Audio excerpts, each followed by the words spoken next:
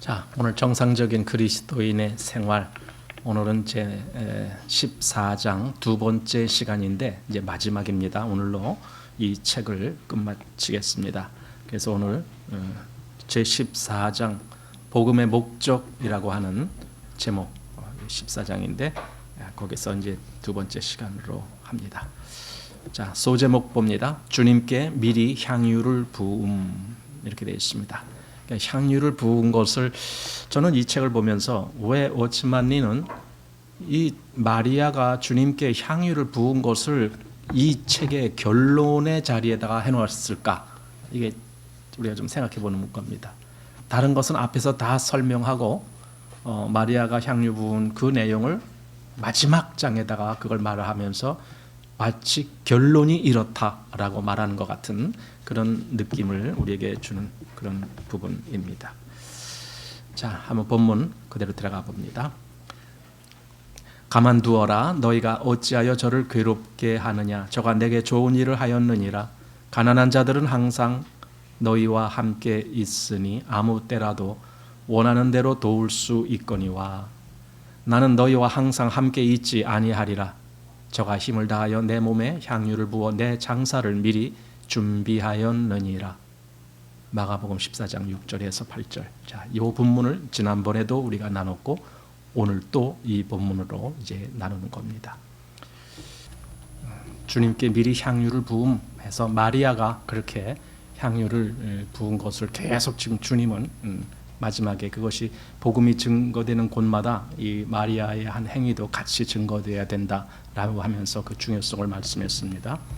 자, 그러면서 이상의 말씀에서 주 예수님은 미리라는 말로 시간적인 요소를 삽입하신다.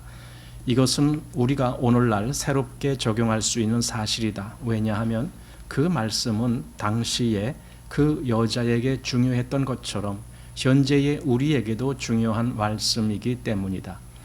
우리는 모두 오는 세대에 우리가 아무 일도 하지 않는 것이 아니라 더 위대한 일의 소명을 받을 것임을 잘 알고 있다. 자, 마리아가 그때 그렇게 했을 때 예수님은 그 일은 미리 내 장사를 준비한 것이다, 이렇게 미리 한 것이다, 이렇게 말한 것처럼 오늘날 우리에게도 우리가 지금 미리 뭐 해야 되는 일이 있고 그리고 그 결과가 다음에 이렇게 나타날 것이 있다, 이겁니다. 그러니까 다음 세대를 위해서 지금 우리가 해야 될 일이 있다, 이거거든요. 그러니까 미리. 사실은 우리가 이 땅에 있을 때 이때 하지 아니하면은 영원히 그 할 기회가 없어지는 거죠. 우리가 뭐 천국 가서 뭘 할 겁니까? 천국에 가서는 오직 주님을 찬양하는 거 외에는 다른 거 할 일이 없겠죠. 그런데 여기서는 할 일이 많아요. 여기서는 우리가 뭐 교회를 이루어 나가는 일, 또 우리가 말씀을 증거하는 일, 예를 들어 뭐 어떤 영혼들을 사랑하는 일, 뭐 여러 가지가 있거든요. 이 땅에서 해야 될 일이에요. 그것이 바로 그런 의미에서 미리라는 말을 썼다라는 겁니다. 자, 그 다음 본문 보십시오. 잘하였도다 착하고 충성된 종아, 내가 작은 일에 충성하였으면 내가 많은 것으로 내게 맡기리니 내 주인의 즐거움에 참여할지어다. 여기 마태마가 누가복음 이렇게 나오는데 여기 보십시오. 지금 작은 일에 충성했다. 이건 지금 할 일이에요. 이거는. 그러면 미래는 또 뭐가 있느냐? 많은 것을 내게 맡기시겠다고 주님이 말씀하신다는 거예요. 이건 다음에 미래에 될 일이에요. 그래서 지금 그러니까 미리 할 일이 있고 그 다음에 나타날 일이 있다. 그러니까 미리 할 일을 내가 이때 하지 못하면은 그 다음 것이 나에게 오질 않죠. 그러니까 미리 할 일은 지금 미리 해야 된다라는 겁니다. 그렇다. 더 위대한 일이 있을 것이다. 왜냐하면 하나님의 집의 일은 그 이야기 속에서 가난한 자를 돌보는 일이 계속되었던 것 같이 계속될 것이기 때문이다. 가난한 자들은 항상 그들과 함께 있었다. 그러나 그들은 항상 주님과 함께 있을 수 없었다. 이 향유를 붓는 일이 상징하는 일이 있었다. 마리아는 그 일을 미리 하지 않으면 안 되었는데 그렇게 하지 않으면 후에는 기회가 없기 때문이다. 그날에 우리는 모두 주님을 전례 없이 사랑할 것이라고 나는 믿는다. 그러나 그날은 오늘날 자신의 모든 것을 주님께 쏟아부은 자들에게 더 큰 축복이 될 것이다. 나는 우리가 주님의 얼굴을 마주대할 때 모두 눈물을 흘리며 주님께 모든 것을 쏟아부을 것이라고 믿는다. 그러나 오늘, 바로 지금이죠. 오늘 우리는 무엇을 하고 있는가? 그러니까 여기서 지금 말하고자 하는 것은 그날이 됐을 때 우리가 정말 주님께 여기 눈물을 흘리며 모든 걸 주님께 다 쏟아부을 것이고, 그건 그때 가서 있을 얘기다. 근데 지금은 그럼 뭐 하고 있느냐 이거죠. 지금이 중요하다. 왜냐하면 예수님이 마리아의 그 행동은 지금 한 행동이라는 거예요. 왜냐하면 장사 지내고 그 다음에 향유 바르고 그때 할 일이 아니라 지금 미리 장사를 기념해서 준비한 것이기 때문에 예수님도 그 미리라는 단어를 써놓고 미리 예배했다 이런 거죠. 그것을 오늘날 우리에게 적용해 보면 그렇다라는 겁니다. 마리아가 옥합을 깨뜨려 가진 향유를 예수님이 머리에 부은 지 며칠이 지난 후 아침 일찍 주님의 몸에 향유를 바르러 갔던 여인들이 있었다. 그들은 향유를 발랐는가? 일주일 중 첫날에 그들은 그들의 목적을 달성하였는가? 그렇지 못했다. 주님께 향유를 붓는 데 성공한 사람은 단 한 사람밖에 없었다. 그 사람은 미리 향유를 부었던 마리아였다. 나머지 사람들은 그렇게 하지 못했다. 그렇죠. 예수님이 죽으시고 장사 지내셨바 됐을 때 그때 그 무덤에 찾아가서 향유를 부으려고 찾아갔던 사람들이 있어요. 그날이 언제냐면 예수님이 죽으시고 장사 지낸 그 다음 날은 안식일이기 때문에 그날은 아무것도 할 수가 없어요. 그래서 또 그 다음 날이 결국은 주일이었죠. 주일날 아침에 새벽 미명에 그래도 일찍 가려고 몇몇 여자들이 그걸 향유 이런 걸 가지고 무덤에 갔더니 무덤이 이미 열려 있었던 거예요. 예수님께 향유를 부을 기회가 주어지지 않았다는 거예요. 그러니까 예수님의 장사를 준비한 사람은 마리아밖에 없었다. 자, 왜냐하면 주님께서 살아나셨기 때문이다. 그렇게 시간의 문제는 우리에게서 대단히 중요하다 이거죠. 시간, 지금 내가 해야 될 그것을 내가 지금 하지 아니하면 다음에는 기회가 안 올 수가 있다는 거죠. 그렇기 때문에 우리에게 무엇보다도 중요한 문제는 오늘 내가 주님께 무엇을 하고 있느냐 하는 것이다. 오늘 나는 지금 주님께 뭘 하고 있지? 우리 그런 생각을 좀 해보는 거예요. 나는 주님께 뭘 하고 있지 오늘? 바로 이 시대에, 내가 이렇게 살아있을 이 시대에 나는 주님께 하는 게 아무것도 없네. 나는 주님께 뭘 하고 있는지인가 생각합니다. 우리의 눈이 뜨여 우리가 섬기고 있는 분의 존귀함을 본 일이 있는가? 여기 중요한 말씀이 나왔습니다. 내가 섬기는 분의 존귀함, 그분의 존귀함, 그분이 정말 나에게 존귀한 분이다. 존귀하다라는 말은 아주 값비싼 보석 같은 그런 의미 한번 생각해 보십시오. 그냥 대충 우리가 어디서나 쉽게 얻을 수 있는 그런 보석이 아니라 그냥 어마어마하게 아주 비싼, 세상에 하나밖에 없는 그런 거, 그런 존귀함. 내가 주님을 그렇게 본 적이 있는가? 주님은 나의 정말 존귀하신 분이십니다. 그렇게 본 적이 있는가? 왜냐하면 마리아는 그렇게 봤다라는 거죠. 예수님을 가장 그 존귀도 다른 사람들과 비교할 수 없을 만큼 굉장히 아주 최고의 존귀로 그렇게 봤기 때문에 자기가 가장 존귀한 것을 주님께 드리는 거죠. 그래도 모자라는 거죠. 자, 가장 소중하고 가장 값지고 가장 고귀한 것만이 주님께 합당한 것을 깨달았는가? 주님이 존귀하다라고 보면은 주님께 허튼 것을 드릴 수가 없는 거죠. 우리 그러잖아요. 반지라는 거예요. 결혼할 때 반지를 서로 교환하면서 약속을 하는 거예요. 반지. 그런데 보통 반지를 한다고 해도 좀 그래도 값이 나가는 걸로 하잖아요. 아무리 못한다 그래도 최소한 금 같은 거 이런 걸로 하잖아요. 다이아몬드는 못한다 할지라도. 그런데 요즘 다이아몬드도 많이들 하더구만요. 값진 것을 줘야 뭔가 내가 당신을 귀하게 생각하는 거야, 이런 의식이 있는 거죠. 그래서 이왕이면 값진 것을 하려고 하지만 내가 주님을 어떻게 생각하느냐에 따라서 나는 거기에 상응하는 어떤 것을 주님께 드리려고 할 거다라는 거죠. 자, 가난한 사람을 위하여 일하고 사회복지를 위하여 일하고 구령과 죄인의 영원한 복락을 위하여 일하는 것은 그 일의 위치가 제자리에 있을 때에만 정당하다는 것을 깨달았는가? 예, 이게 뭐냐면은 그게 가치 없다라는 게 아니에요. 그런 것도 가치 있어요.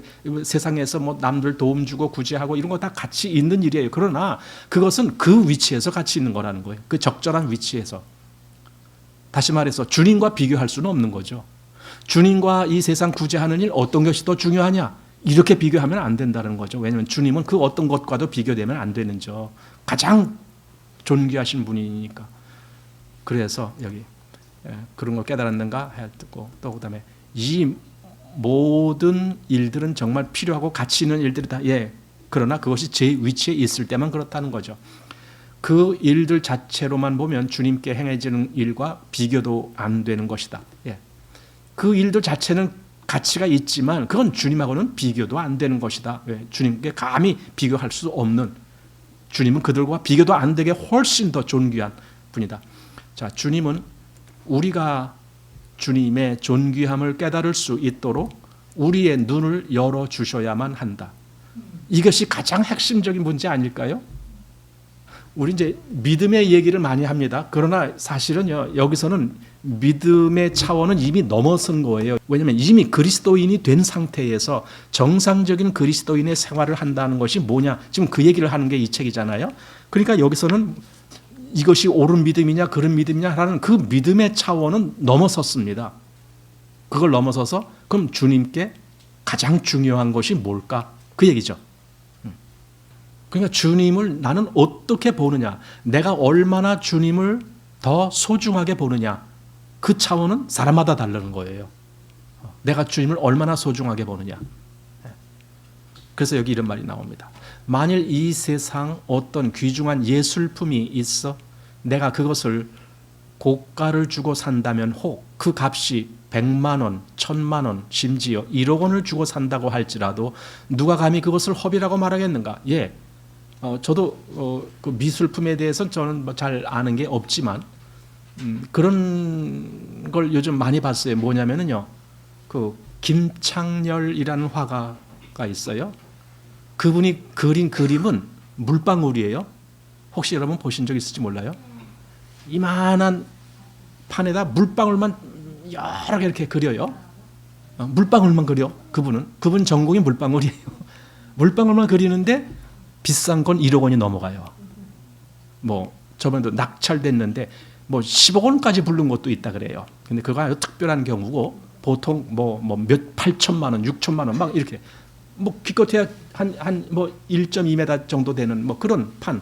거기다 근데 그 판이 그냥 종이에다 그린 건 아니고 이상하게 그분은 이 판이 그 마대자루 같은 그런 거 있죠. 왜 거친 그런 거기다가 그 물방울을 그렇게 그리더라고요. 마대자루는 아닌데 그와 비슷한 느낌이 드는 그런 자루 같은 그런 데다가 거친 바닥에다가 물방울 그리는데 물론 물방울도 그냥 뭐 우리가 대충 그리는 그림은 아니고 잘 그렸겠죠. 전문가니까.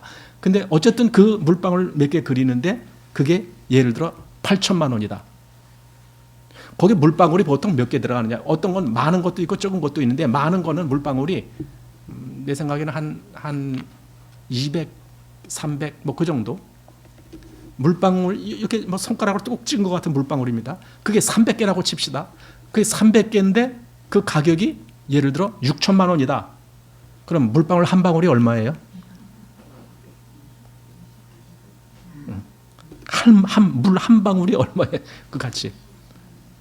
자, 우리는 그냥 그거 좀 너무 비싼 것 같다 이렇게 보겠지만은 그 그림을 제대로 평가할 수 있는 사람이라면 그건 얼마든지 그만큼 가치가 있는 거야 이렇게 또 말할 수 있는 거 아닙니까? 그러니까 저걸 어떻게 보느냐에 따라서 난 저걸 얼마만큼의 가치 있게 보느냐에 따라서 내가 실제로 지불할 돈이 달라지는 거죠. 내가 보기에는 저건 정말 귀한 그림이야. 근데 사람들은 저거 갖고 100만 원짜리인 줄 알고 100만 원에 사겠다는 거야. 근데 나는 1000만 원 주고 사겠어. 왜? 저건 그만큼 귀중한 거니까. 그러니까 이 대상을 얼마나 귀중한 것을 알아보느냐에 따라서 내가 지불할 돈이 달라지는 것처럼 내가 예수님을 어떻게 보느냐에 따라서 내가 향유를 부을 것인가 아니면 그냥 맹물을 부을 것인가 달라지는 거죠. 나는 예수님을 어떻게 보고 있을까? 자, 허비라는 생각은 우리가 주님의 가치를 과소평가할 때 우리의 신앙 안에 들어오는 것이다. 허비. 주님께 그거 드렸다고 허비일까? 주님을 과소평가, 잘못 평가하고 있기 때문에. 그러면은 마리아가 그 향유를 부을 때에 마리아 말고 다른 모든 제자들은 그때까지도 주님을 제대로 평가하지 못했다라는 거죠. 결론은. 그들은 아직 주님의 가치를 몰랐다는 거죠. 마리아만 알았다는 거예요. 마리아만. 자기의 이 향유를 다 부어도 전혀 아깝지 않다. 이 생각이 들 정도로 마리아만 주님을 알았다는 거죠. 자, 모든 문제는 현재 주님이 우리에게 얼마나 존귀하신 분이냐 하는 데 있다. 나에게 주님이 얼마나 존귀한 분인가. 만일 우리가 주님을 존귀하게 생각하지 않는다면 주님께 어떤 것을 드리더라도 아무리 사소한 것이라도 우리에게는 허비하는 것 같이 보일 것이다. 이렇게 보여요. 그래서요, 저는 이렇게 봅니다. 주일날 여러분들이 이 예배당에 참여하잖아요.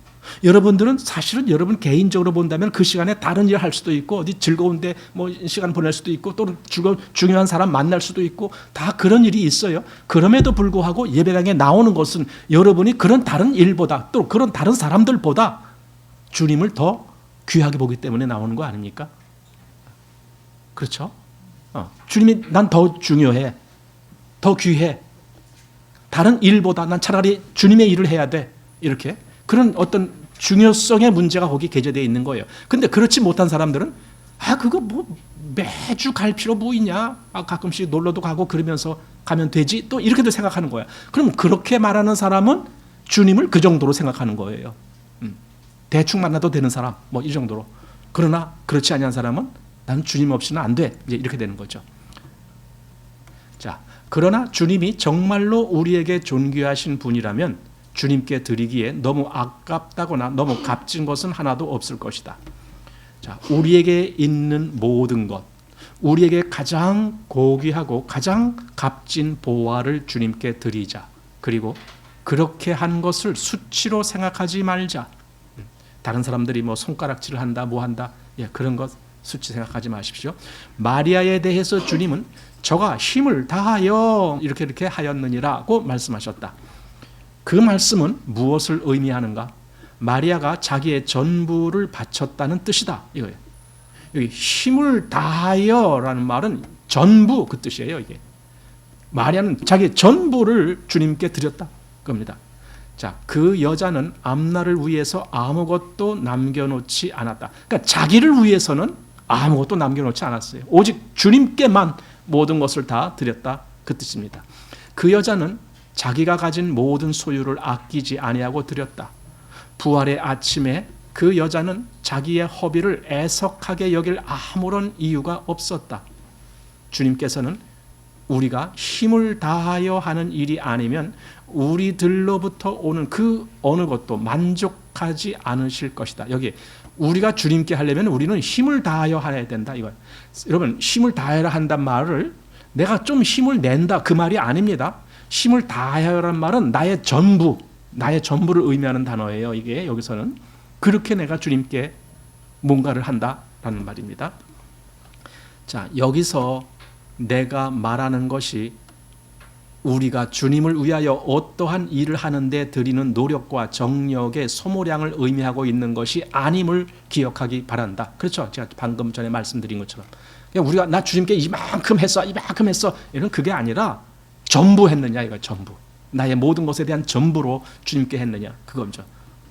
왜냐하면 그것이 여기에서 말하는 핵심이 아니기 때문이다. 주 예수께서 우리 안에서 찾으시는 것은 주님 발 앞에 놓여진 삶이다.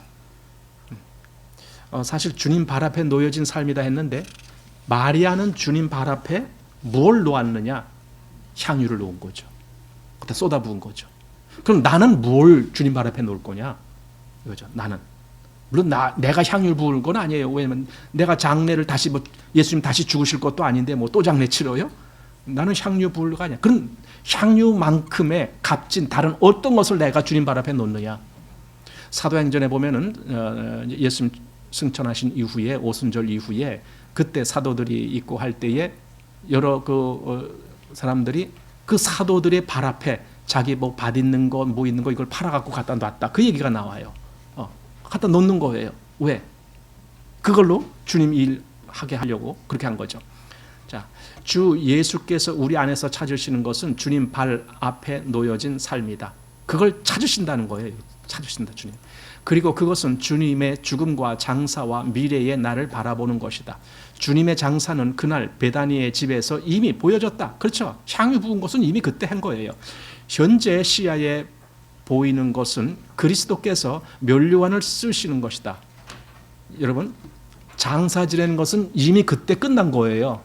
그건 또 장사 지내는 것이 아닙니다. 이제 주님께 다가올 일은 장사가 아니고 주님이 면류관 쓰시는 일이 남아있는 거예요. 주님이 다시 재림하실 때에 주님은 면류관을 쓰실 겁니다. 왕으로서 오실 겁니다. 그러니까 그 일이 우리는 그걸 준비하는 거예요. 이제 그러니까 주님의 장사를 준비하는 것이 아니라 주님이 영광 받으시는 그 일에 내가 어떻게 참여하는지 바로 우리는 그걸 준비한다 그 말입니다. 그래서 현재 그러니까 지금의 관점에서는 그 뜻이야. 여기 현재 시야 이렇게 되는데 지금의 관점에서는 보이는 것은 그리스도께서 면류관을 쓰시는 것이다. 즉 주님이 영광 중에 기름 부음을 받는 것이요 하나님의 그리스도로서 환호를 받으실 때인 것이다. 우리가 그것을 지금 준비하고 있다 그 말입니다.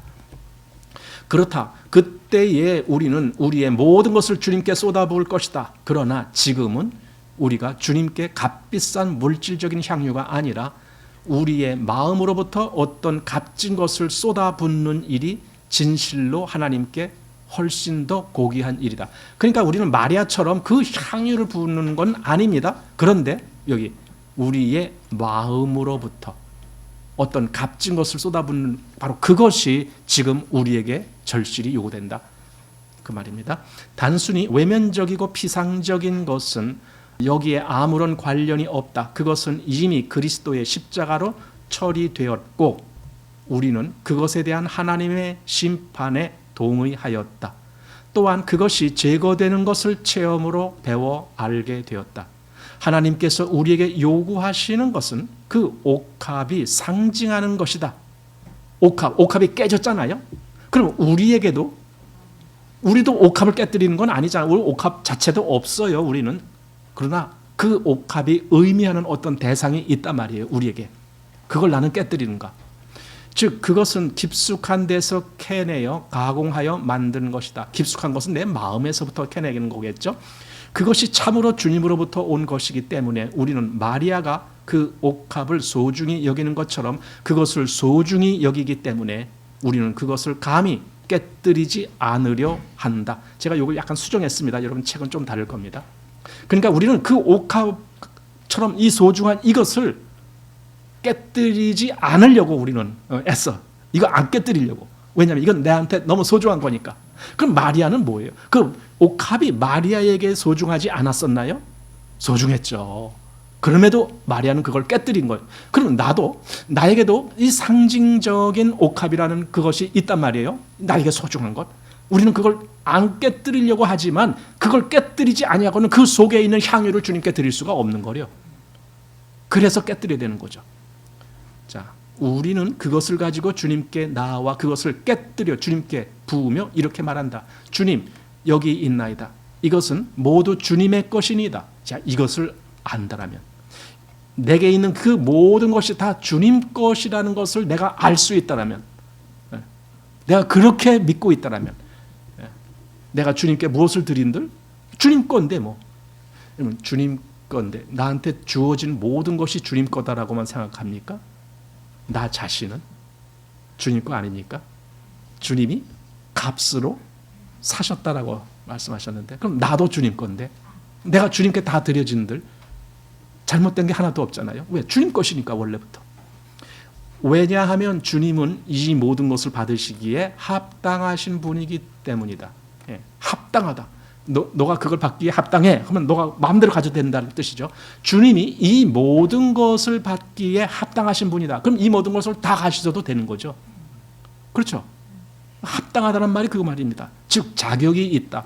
이 모든 것을 받아도 자격이 있다. 그 받을 만한 자격이 있다. 이거죠. 이렇게 하면 주님은 원하시던 것을 받으신 것이다. 오늘날도 주님께서 우리들로부터 그와 같은 기름 부음을 받으시기를 원하신다. 예, 주님이 그 기름, 마리아가 향유로 주님께 기름을 부었잖아요. 오늘날도 그런 의미에서 우리로부터 그 기름이 부어지는 것 같은 그 한마디로 가장 고귀한 것을 주님께 드리는 그것을 주님이 원하신다라는 거죠. 사실은 주님이 욕심이 나서 그걸 원하는 게 아니에요. 욕심이 아니고 우리가 온전히 주님께 그렇게 드려지는 것을 원하셔서 주님과 하나 되는 것을 바라시기 때문에 그런 거죠. 자, 두 번째 작은 제목 향유. 실제로 우리가 부어야 될 것이 향유죠. 그 향유에 대해서 그 향유가 부어졌더니 여기 요한복음 12장 3절에 향유 냄새가 집에 가득하더라. 이렇게 향유는 그 향기가 온 집안을 다 채우는 거예요. 주님께 이렇게 헌신적으로 주님을 위해서 드린 그 어떤 것이 있다라면 그것이 온 교회에 다 퍼지는 거예요. 이게 향유의 역할입니다.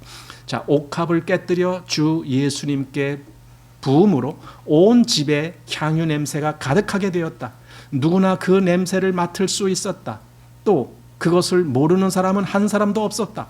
그럼 이게 뭘 의미하느냐? 이게 뭐 이렇게 향유 냄새가 온 집안에 퍼진 것, 이게 뭘 의미하느냐? 당신이 참으로 고난을 맛본 사람을 여기서 맛본 사람하고 일로 오는 겁니다. 맛본 사람을 당신이 참으로 고난을 맛본 사람을 만날 때마다 즉각적으로 발견하게 되는 것이 있다. 바로 당신의 영적 감각은 그리스도의 향기를 느끼게 될 것이다. 이거예요. 그러니까 어떤 사람인데 저 사람이 정말 고난을 경험한 사람이에요. 물론 고난이라는 것이 자기 욕심 때문에 받는 고난 이런 건 아니죠. 주님 때문에 받는 고난을 의미하는 거죠. 그런 고난을 받은 사람을 만났을 때 내가 느낀 것이 있다면 그 사람으로부터 주님의 향기를 느끼게 돼요. 어떤 사람으로부터. 되게 헌신이라는 것은요. 헌신은 고난과 같은 위치에서 사용되는 단어입니다. 헌신한다 또는 고난을 내가 감수한다 이게 다 같은 의미로 쓰여지는 겁니다. 그렇기 때문에 주님께 향유를 부었다라는 그 의미도 역시 고난과 관계가 있는 겁니다. 왜? 자기 걸 다 포기했으니까.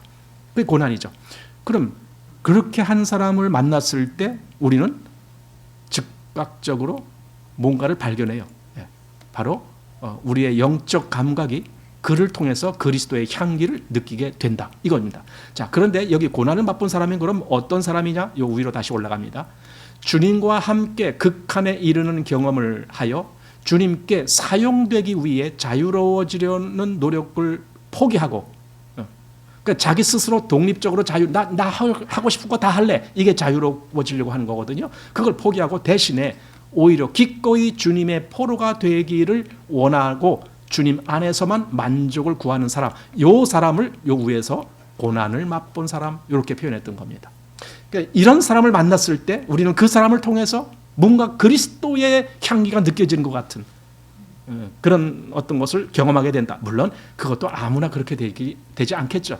정말 여기서 말한 대로 영적 감각, 그렇게 했습니다. 영적 감각이 살아있는 사람, 그 사람만이 그걸 느끼게 되겠죠. 아, 저 사람을 내가 만나는데 저 사람을 만날 때마다 왠지 모르게 나는 저 사람을 통해서 그리스도를 만나는 것 같아. 뭐 이런 거, 이런 느낌이 있잖아요.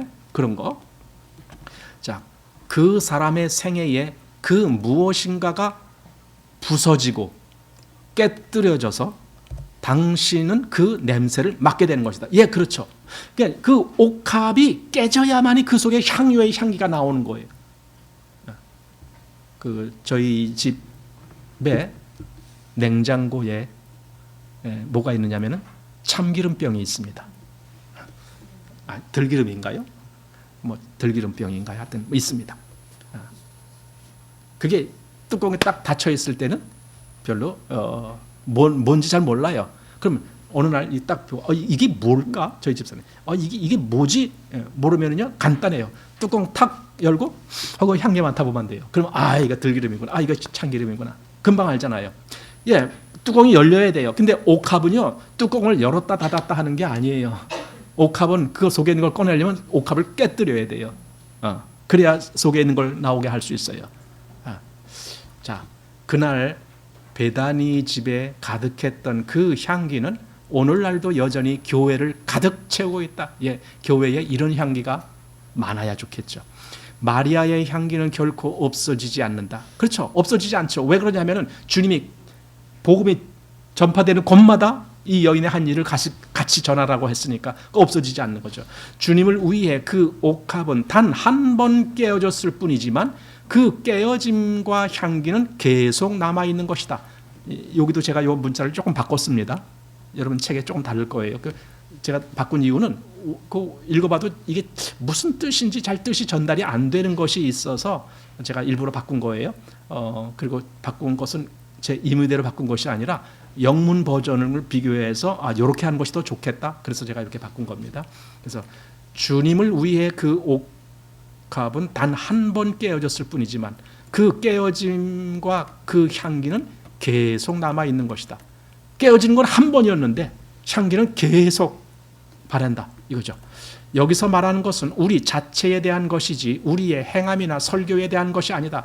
예, 깨어진다는 것은 우리 자신에게 있는 문제지 내가 뭘 해서 여기서 되어지는 문제가 아니다. 자, 어쩌면 당신은 지금까지 다른 사람들에게 주님에 대한 인상을 전해줄 수 있도록 당신을 사용해달라고 오랫동안 기도해 왔을지 모른다. 사실 우리도 아마 이런 기도했을 겁니다. 여러분, 이런 기도. 뭐냐면 주님, 내가 주님의 이 향기 나는 도구가 되게 해 주십시오. 내가 어디서든지 주님을 드러낼 수 있고 주님을 나타낼 수 있는 그런 위치에 서게 해 주십시오. 라고 기도했을지 모른다는 거예요. 자, 보십시오. 그 기도는 정확하게 설교나 가르침의 은사를 구하는 것이 아니다. 그렇죠? 나 설교 잘하게 해주세요. 그 기도하고는 다른 거예요, 이게. 그 기도는 당신이 다른 사람과 접촉할 때 하나님과 또 하나님의 임재와 또 하나님의 감각을 전해줄 수 있도록 해달라는 것이다. 그죠?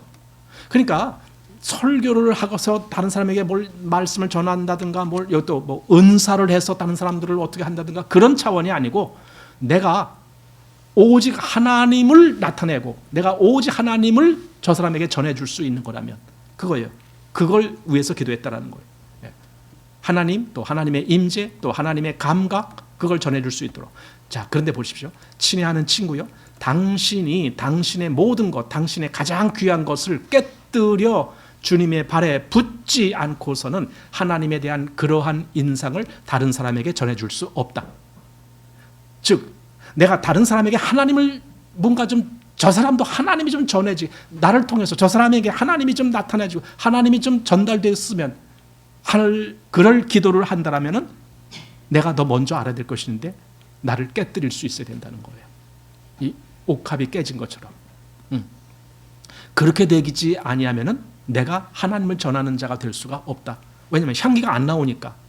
깨지기 전에는 그 속에 있는 것에 대한 향기가 안 나오잖아요. 그럼 어떻게 그걸 전합니까? 하나님의 향기가 나를 통해서 그리스도의 향기가 나를 통해서 어떻게 저 사람에게 전해야 되니까 내가 깨지지 않았는데 그 뜻이거든요.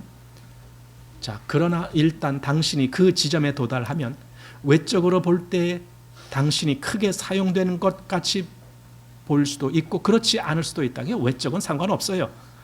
하나님은 당신을 사용하여 다른 사람들 안에 배고픔을 일으키게. 여기 배고픔이 원래 단어 다른 걸로 돼 있죠. 기갈. 그래서 기갈 하니까 너무 좀 어감이 이상해서 제가 이렇게 바꿨습니다. 왜냐하면 실제로 단어가 배고픔이라는 단어로 쓰여 있더라고요. 헝거라는 단어가 있더라고요. 그래서 배고픔으로 하는 게 더 좋겠다. 그래서 다른 사람들에게 그 배고픔을 일으켜야 되는 거예요. 내가. 그래서 그 사람이 먹은 거예요. 여러분 배고픔을 모르는 사람에게는 내가 아무리 좋은 음식을 줘도 안 먹어요.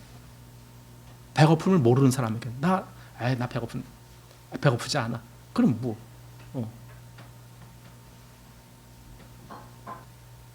옛날에는 배고픈 것이 슬픔이었어요. 근데 지금은 배고픈 것이 기쁨이에요. 여러분 그렇게 안 느낍니까? 나 좀 배고파 봤으면 그런 느낌 안 듭니까? 이거 실제로 육적인 문제를 얘기하는 겁니다. 육적으로 때가 돼서 밥을 먹을 때가 다 됐는데도 배가 안 고파요. 그건 밥맛이 없잖아요, 영. 그러니까 때가 됐을 때는 빨리 좀 배가 고팠으면 뱃속에서 좀 꼬르륵 소리라도 났으면 그런 걸 더 좋아하게 돼요. 근데 요즘은 하도 먹을 게 많으니까 그런 적이 거의 없어. 때가 돼도 꼬르륵 소리가 안 나. 그렇죠? 여러분, 어떤 사람을 배고프게 만들어 줄 수 있다면 그가 하나님을 향해서 배고픈 마음, 의에 줄이고 목마른 사람은 복이 있나니 한 것처럼 하나님에 대한 배고픔을 느끼고 있어서 그가 하나님으로부터 뭔가를 채우기를 갈망하는 마음이 된다면 그러면 다 된 거예요. 그러면 나는 그 다음부터 무엇이든지 그 앞에 차려놓기만 하면 그 사람은 다 먹을 수 있으니까. 그 얘기입니다. 배고픔을 일으키기 시작할 것이다.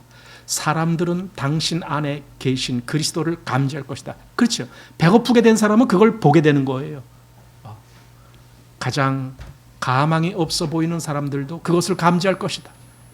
그들은 여기에 주님과 함께 동행해 온 사람, 고난을 맛본 사람, 자기 마음대로 살아오지 않은 사람, 그리고 모든 것을 주님께 드리는 것이 무엇인지 아는 사람이 있다는 것을 느끼게 될 것이다. 즉, 내가 여기서 말한 그 위치에 있는 거예요. 여기 주님과 함께 동행해 온 사람, 내가 그렇게 동행했고, 내가 고난을 맛봤고, 내가 내 마음대로 살지 않고, 내가 주님께 모든 것을 내가 드렸다.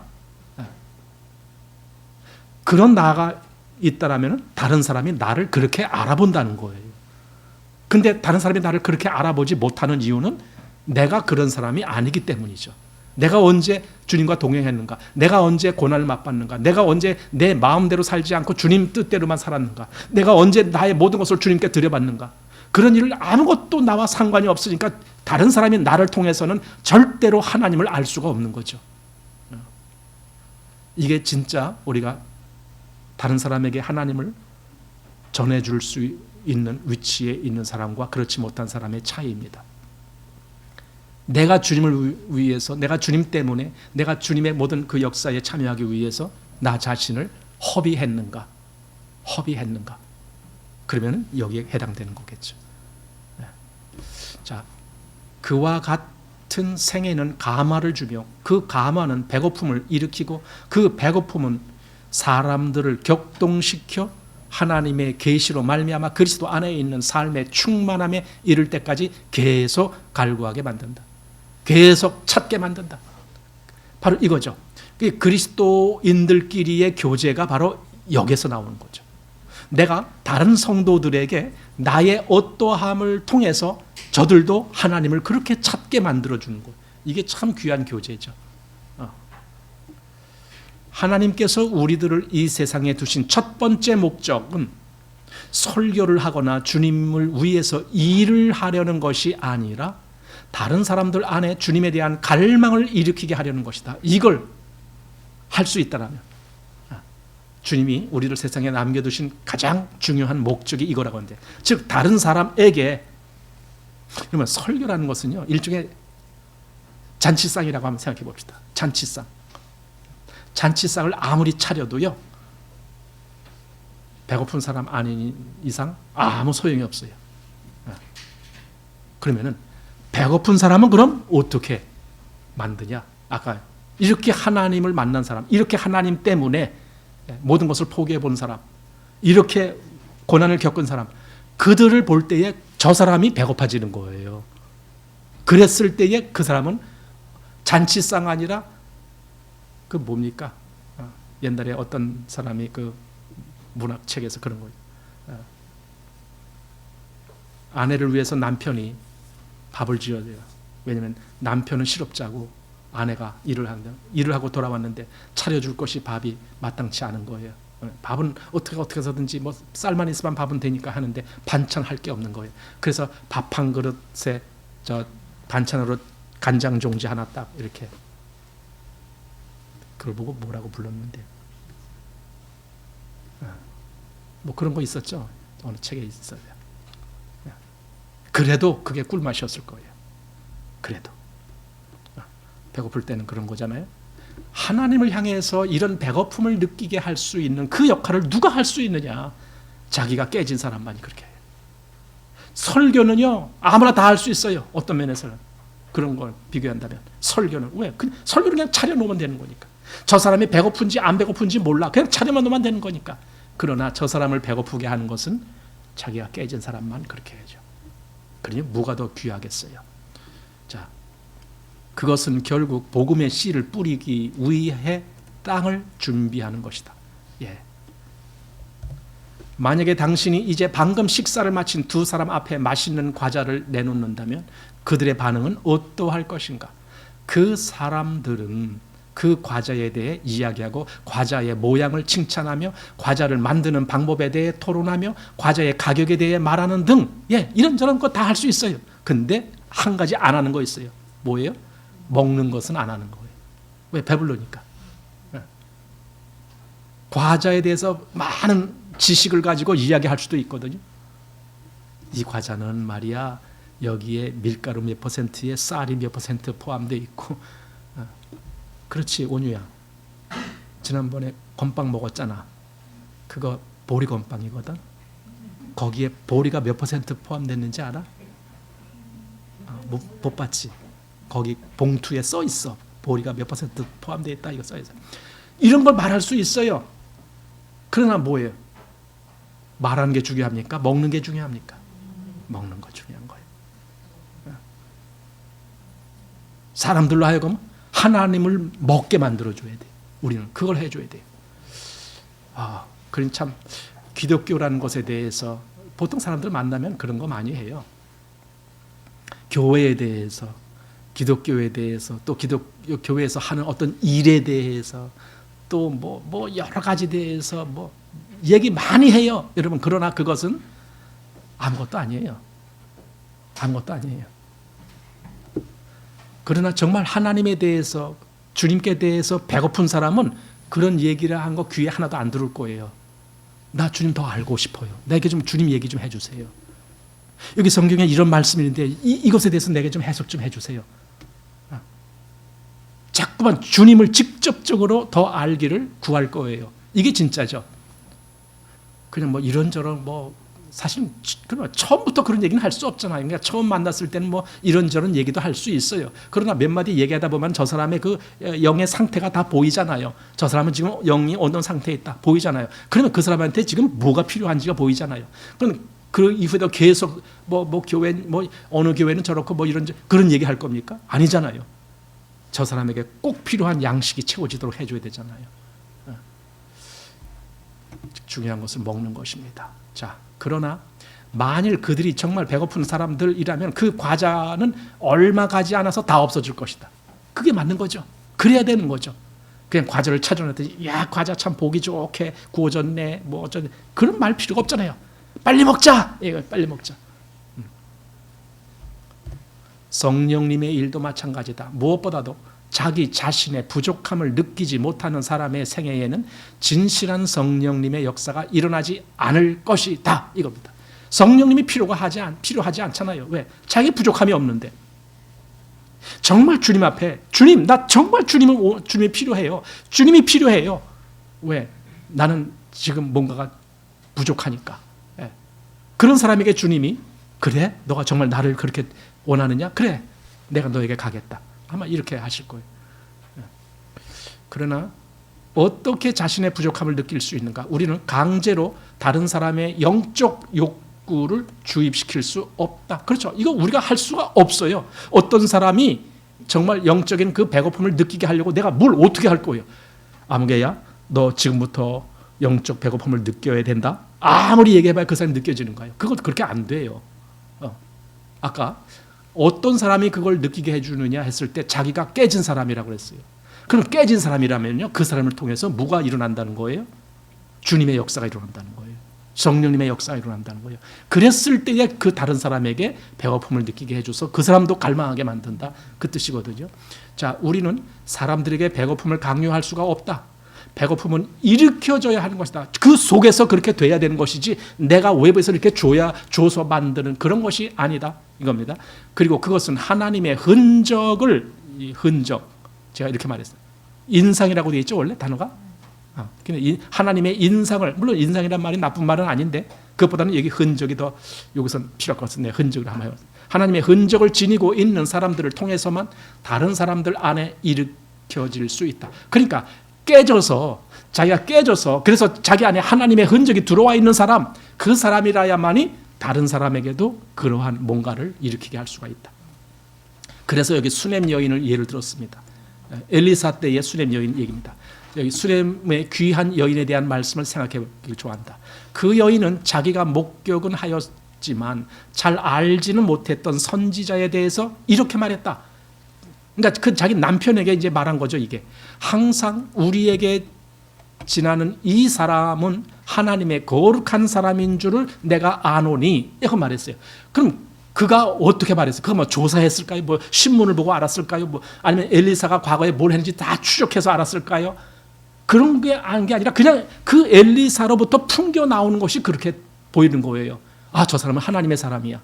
저 사람은 하나님의 사람이야. 이것이 보였다는 거예요. 그 여인에게 그런 인상을 준 것은 엘리사의 언행이 아니라 엘리사 자체였다. 그러니까 엘리사가 무슨 일을 행하고 무슨 말을 하고 그래서가 그 여인이 본 게 아니라 그냥 엘리사 혼자 있는데도 불구하고 이 여인이 볼 때에 저 사람은 하나님의 사람이야. 우리가 다른 사람이 우리를 보고 뭐라고 말해주는 것을 가장 기뻐할까요? 내가 당신을 보니까 당신은 정말 그리스도인이군요. 누가 그렇게 말해준다면, 여러분 그러면 속으로 얼마나 행복할까요? 누가 우리를 보고 내가 다른 사람들에게는 그런 걸 못 느꼈는데 당신을 보니까 당신은 진짜 그리스도인 같습니다. 이런 말을 해준다면. 엘리사가 그랬다는 거예요. 자, 그가 단순히 지나가는 것을 보고 그 여인은 무언가를 감지할 수 있었다. 한마디로 그 여인은 볼 수 있었다. 사람들은 우리에게 어떤 것을 감지하는가? 아까 그 엘리사에게 이 여인은 뭘 감지했느냐? 마찬가지로 나에게 사람들이 뭘 감지하느냐? 이것도 굉장히 중요한 거죠.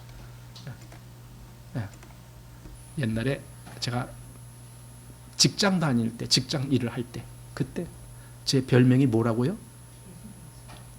직장에서 별명이 목사였어요. 물론 그것이 여기서 말하는 이런 의미처럼 그렇게 중요하게 여기지는 않습니다. 근데도 어쨌든 사람들은 왜 날 보고 그때 목사라고 불렀을까?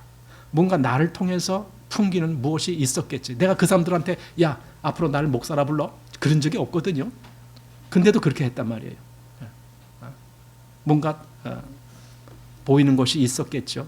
자, 사람들은 우리에게서 어떤 것을 감지하는가 이거죠. 우리는 여러 종류의 인상을 남길 수 있다. 즉 명철하다거나 또는 재능이 있다거나 또는 이러저러한 사람이라는 인상을 남길 수 있다. 그러나 엘리사가 남긴 인상은 하나님 자신에 대한 인상이다. 이거죠. 다른 사람들에게 뭘 보여주느냐?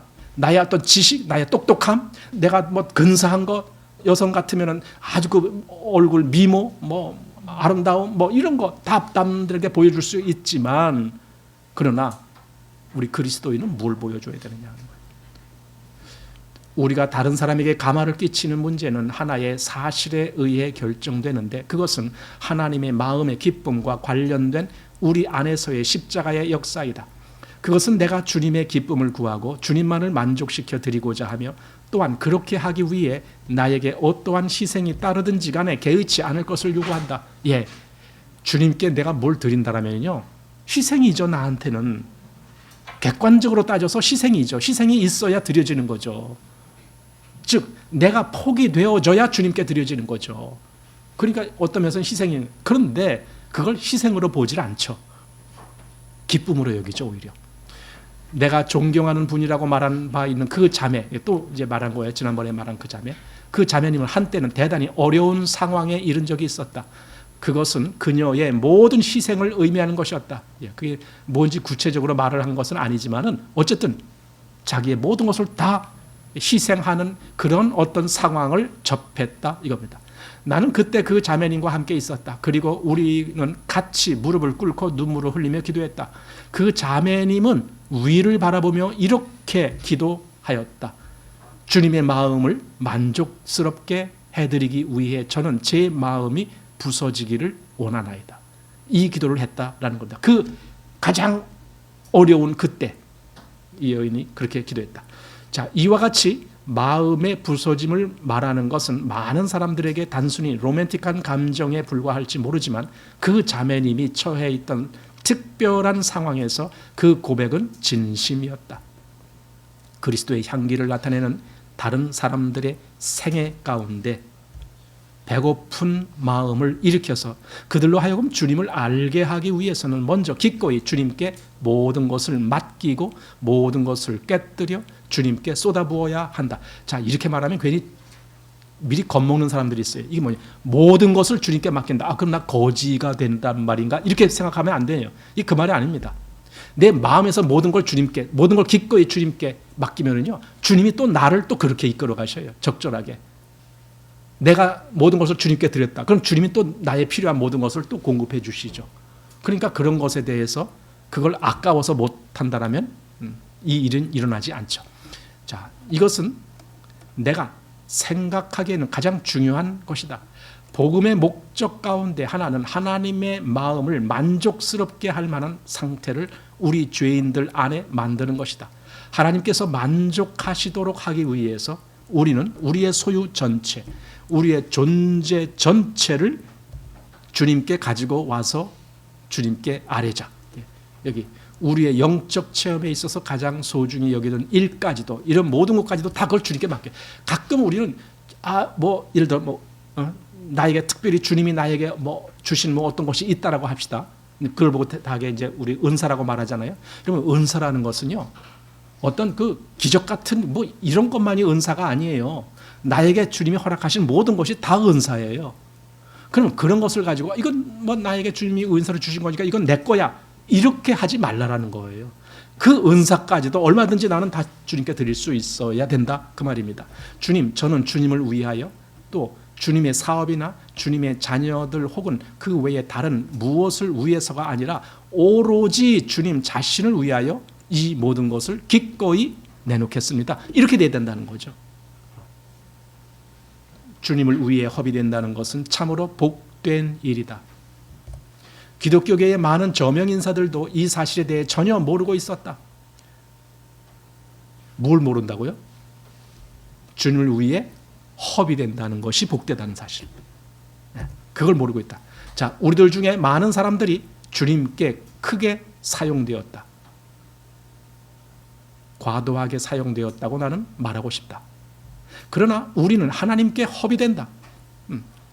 앞에 어떤 사람들은 주님께 한마디로 사용되었다라고 말할 수 있는 사람들이 있어요.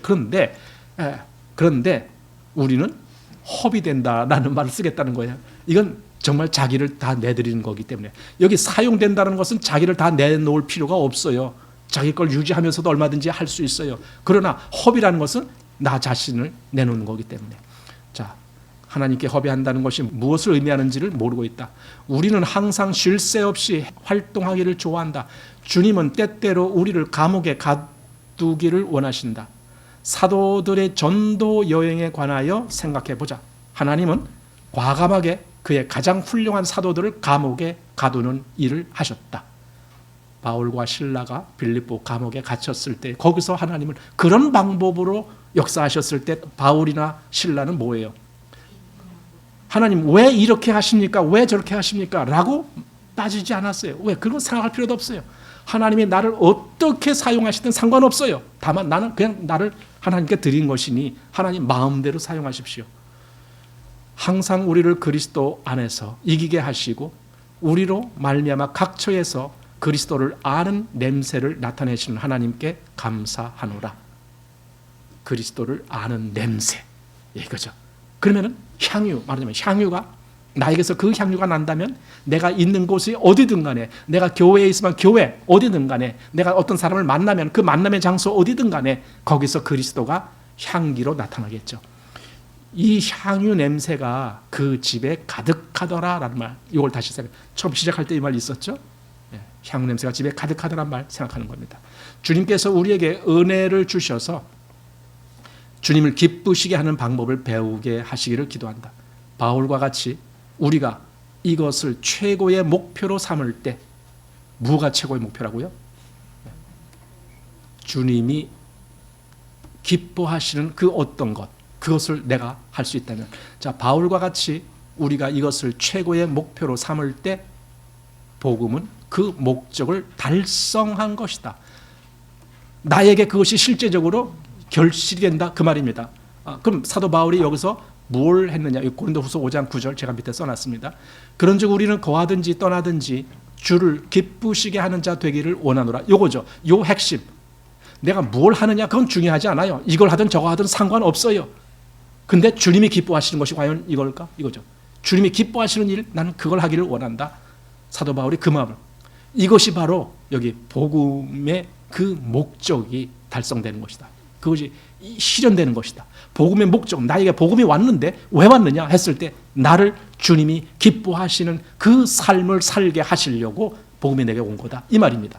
그러니까 복음을 내 차원에서만 해석한다라면은 내가 구원받아서 내가 천국 가는 거 이렇게만 말하려고 그래요. 그런데 내 차원에서 말고 주님 차원에서 보자는 거예요.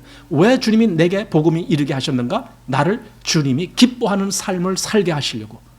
이것이 항상 삶의 목적입니다. 이 책은 생활, 그렇잖아요. 정상적인 그리스도인의 생활, 삶이란 말이에요. 그리스도인은 삶을 어떻게 살 건가? 이 책은 구원을 어떻게 받을 것인가, 그 책이 아니에요. 어떤 삶을 살아야 되는가, 그 책이란 거고요. 그랬을 때에 주님이 기뻐하시는 삶, 내가 주님을 기쁘시게 할 수 있다면 그러면 그 모든 것은 다 성취된 것이다. 복음이 나에게 정말 결실을 맺은 것이다. 그러니 우리가 이것이 실제로 우리에게서 현실이 되기를 우리는 구해야 되는 거죠. 그걸 구해야 됩니다. 주님, 나도 나 자신이 주님께 쏟아 부어져서 주님이 기뻐하시는 그러한 삶을 살 수 있도록 그렇게 인도해 주십시오. 자, 이 책의 전체를 한번 다시 제목만 보면은 이렇게 됩니다. 여기 목차 있습니다. 1. 그리스도의 보혈에 대해서 우리가 그 보혈의 가치에 대해서 이건 그리고 사실은 여기서 말하려고 하는 의도는 아닙니다. 그러나 시작이 그리스도의 보혈로 시작하기 때문에 그때 그 보혈로 말미암아 우리가 죄사함도 얻고 보혈로 말미암아 구속함도 얻고 이런 모든 것들을 시작했죠. 바로 그리고 그리스도의 십자가에서 우리는 내가 죽었다라는 것을 압니다. 그리고 이제 비로소 그리스도인의 성장을 하는 거예요. 그래서 성장의 길 첫 번째로 알아야 된다. 알미 있어야 된다. 두 번째로 여기는 겁니다. 그러니까 사실은 알았다는 것이나 여김이라는 것은 이게 하나로 이어지는 겁니다. 내가 무엇을 알았다면 그걸 진실로 그렇게 알았다면 나는 그렇게 여길 수밖에 없죠. 내가 오늘 아침에 일기예보를 보니까 오늘 비가 온다. 그럼 내가 그렇게 알았어요. 그럼 내가 진짜 그렇게 그것을 신뢰하고 있다면 나는 당연히 우산을 준비할 것이고 오늘 오후에는 비가 온다는 것을 그렇게 알고 있는 거예요. 그렇게 여기는 거예요. 그런데 내가 알았는데 저 일기예보를 보니까 옛날에도 엄청 틀리더라. 일기예보가 틀리더라. 그러면 나는 그걸 그냥 포기해버리죠. 그렇게 여기질 않는 거예요. 그냥 알기는 알았어. 예보가 비 온다라고 예보 알았어. 그러나 나는 그렇게 여기질 않기 때문에 우산은 안 가져갈 거죠. 그러나 그렇게 여긴다라면 나는 우산을 가져갈 거고 이거죠. 자, 그 다음에 십자가의 경계. 십자가는요 우리로 하여금 그냥 중간에 어불쩡하게 있게 만들지 않아요. 딱 갈라지게 만든다는 거예요. 딱 옛날의 나와 지금의 나. 옛날에 아담 안에 있을 때의 나와 지금 그리스도 안에 있을 때의 나. 옛날에 세상에 속했을 때의 나, 지금 주님께 속한 나. 이 경계가 분명하다.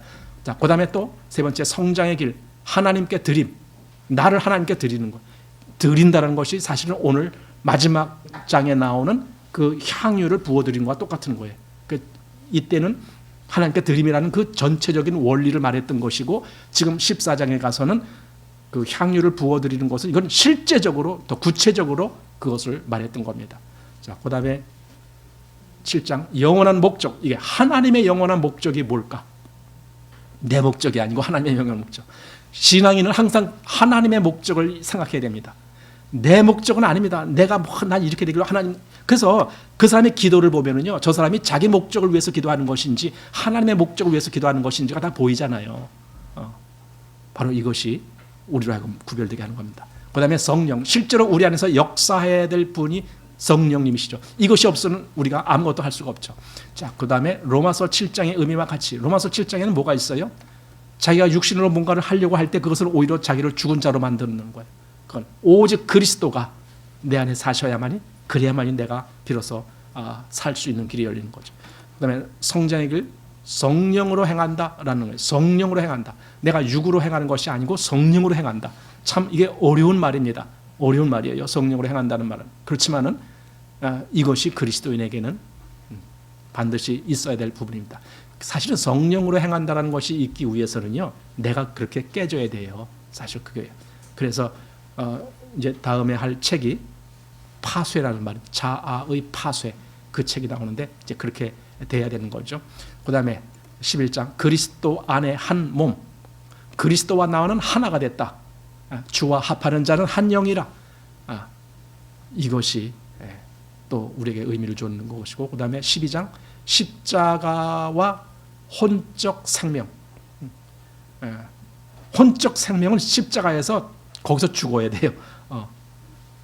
그 다음에 성장애를 해놓고 십자가를 지고, 또 이제 아까 앞에서 뭔가 하나님께 드림에 대해서 얘기했는데 여기서 또 십자가를 지고 나를 얼마든지 나를 허비할 수 있는 그런 마음. 그리고 마지막 14장에서 복음의 목적. 자, 복음의 목적이 뭐라고요? 아까 배웠죠? 누구를 기쁘시게 하는 거라고요? 주님을 기쁘시게. 그게 복음의 목적입니다. 그래서 정상적인 그리스도인의 생활의 최종적인 결론은 난 주님을 기쁘시게 하는 삶을 살아야 된다. 이거죠. 당연히 그렇게 되려면 그 앞에 우리 1장부터 13장까지 쭉 보한 것처럼 그 분별을 할 수 있는 그런 영적인 위치에 가야만 되죠. 그래야 주님을 기쁘시게 하는 것이 무엇인지도 바르게 알 수 있죠. 그렇지 못하고 이런 것을 분별 못하면은요, 나름대로는 다 주님을 기쁘시게 한다라고 하는데 다 육적인 행동만 하게 되죠. 열매가 다 육적인 열매만 맺혀지고, 그래서 우리가 이것을 보게 된다라는 겁니다. 자, 그래서 이제 이렇게 정상적인 그리스도인의 생활은 끝을 맺겠습니다.